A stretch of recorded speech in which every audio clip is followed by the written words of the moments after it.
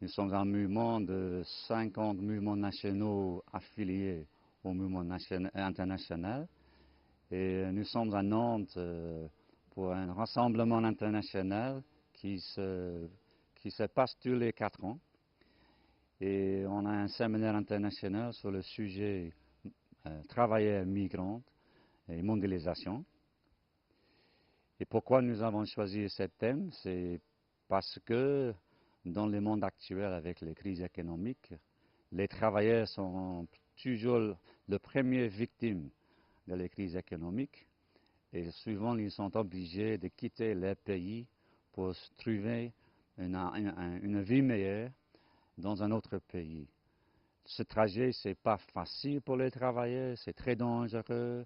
Ils rencontrent les obstacles comme le climat, la mer, mais aussi quelques personnes dans le pays d'accueil, bien entendu.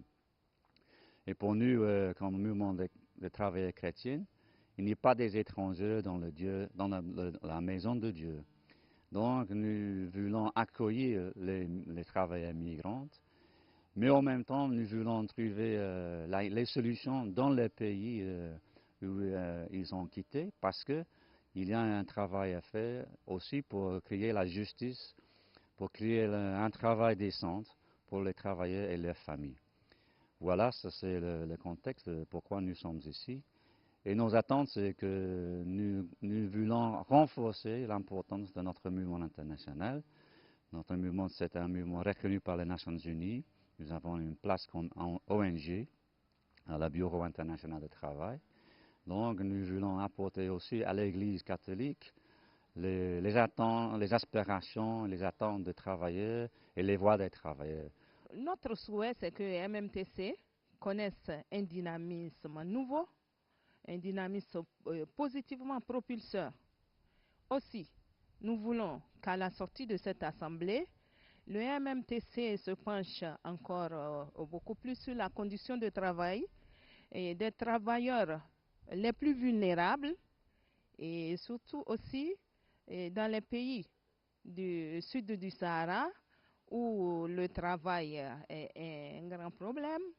Les travailleurs ont des problèmes, le sous-emploi ou le sans-emploi est devenu crucial et la condition de travail des femmes, nous voulons qu'elle soit améliorée. Nous le souhaitons. Un souhait aussi cher pour l'Afrique est que le continent siège à la coprésidence du MMTC afin de prendre en main des actions promoteuses du travail de la femme et de l'homme.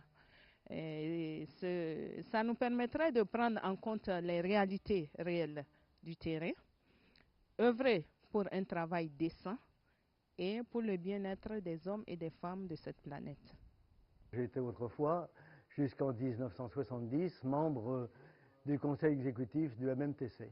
Mais vous étiez à l'époque, vous étiez membre de l'ACO alors J'étais membre de l'ACO, j'étais membre du comité national de l'ACO. Et puis un jour, l'ACO, dans sa recherche, a convenu avec d'autres mouvements de participer à ces conversations internationales entre nous-mêmes, oui. La Belgique, certains mouvements belges, et puis la Suisse. Et puis, ben voilà. Et ça s'est étendu petit à petit au monde entier, alors Ah ben, c'est-à-dire que les conversations internationales, c'était ouvert, c'était entre des mouvements qui étaient un peu de même nature, de même esprit, mais c'était ouvert aux gens de passage, aux relations que nos mouvements pouvaient avoir avec un tel de tel pays qui passait à Paris, qui s'arrêtait, etc. Alors c'est comme ça que les conversations se sont ouvertes à des gens et c'était assez libre. Il n'y avait pas de structure, il y avait une simple structure de préparation pour préparer. Et l'objet, c'était quoi? L'objectif, c'était quoi au départ? L'apostolat monde ouvrier. L'apostolat monde ouvrier. Dans le mouvement ouvrier adulte. Oui, c'est ça. Voilà. Et de rejoindre. Je ne sais plus trop comment c'était dit, mais ça devait être quelque chose comme ça. Conversation internationale d'action en mouvement ouvrier adulte. C'est ça. Et petit à petit, ça s'est étendu, mais le partenariat s'est fait avec des personnes ou avec des mouvements? C'est-à-dire qu'il y avait d'autres mouvements, notamment en Europe, la Fédération internationale des mouvements ouvriers chrétiens, mais qui affichait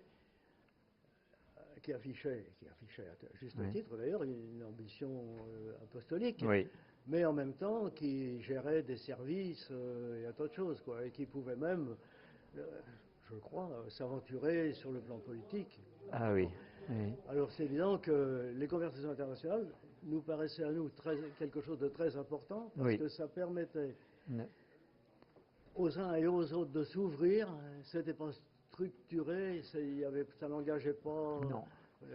C'était pas une structure supplémentaire, c'était simplement des échanges. Quelque chose d'ouvert. C'est ça. Oui. Et par contre, ça embêtait un petit peu, c'était un peu embêtant qu'il y ait cette Fédération internationale des mouvements ouvriers chrétiens d'une part, et puis les conversations internationales de l'autre, donc les uns et les autres cherchaient. Mais c'est évident que du côté de l'OCO, on n'avait pas envie non plus qu'on crée une structure qui s'aventure sur des terrains qui n'appartenaient pas, qui n'étaient pas d'ordre apostolique. C'est ça. Donc, alors, c'est bien que...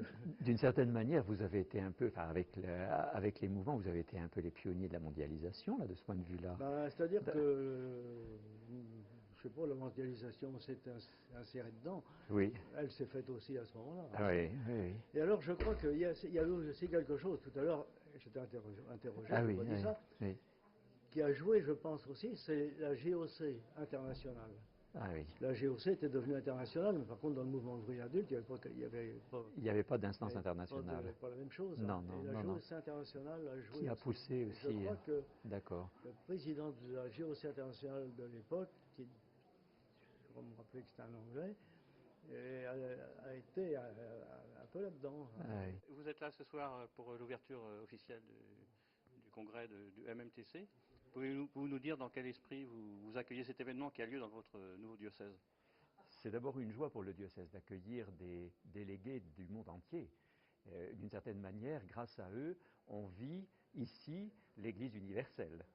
Et de ce point de vue-là aussi, je crois qu'il va y avoir des liens avec certaines des paroisses du diocèse, une réflexion sur les migrations dans certaines des paroisses du diocèse, et l'apport des délégués du MMTC sera au bénéfice du souci que nous avons ici des migrants, et sans doute que le travail qui va être fait va être répercuté au service de la pastorale des migrants ici dans le diocèse de Loire-Atlantique. Donc pour nous, c'est une joie de les accueillir.